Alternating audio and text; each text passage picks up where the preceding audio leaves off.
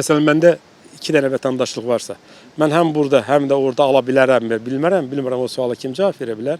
Mənim üçün o çox maraqlıdır ki, məsələn, Rusiyada da alım, burada da alım. Alaramsa problem olarsa, əgər mən desəm ki, Rusiyadan alıram, burada mənə verəcəklərmi pensiya? Mən hesab edirəm ki, biraz yaş həddi biraz ki, əvvəlkinə qayıtsa, məsələn 63 yaş, 64 yaş, biraz fərq olsa yaxşı olar. Mən öncə 65 yaşım var. 64 yaşında çıxmışam pensiya. Axı qərarlar var idi.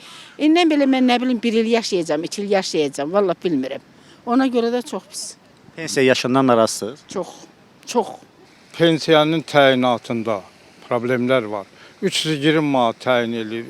25 il, 30 il staj olanlar 320 manat alır. İndeksləşmədə də aşağı faiz 9,2 ilə bu yəni aşağı alanlara sərfəli deyil. Pensiya yaşını biraz aşağı salsaydılar ki, yaş biraz heç olmasa pensiyaya çıxıb yığılan kapitaldan istifadə edə bilərdik. Yəni pensiya pulu ala bilərdik. Mənim qaynanam məsələn həkimdir. Neçə il bu millətə xidmət eləyib, canı dildən. Amma yəni onun aldığı pensiya heç 400 manat deyil. Yəni məsələn heç olmasa bir 1000 manat olmalı idi ki, o insanın ehtiyaclarını ödəsin. Eyni cürdə anam. Heç cürə qane eləmir bu pensiya bizi. Xahiş eləyərdik ki, artırsınlar. Nə qədər pensiya alırsınız?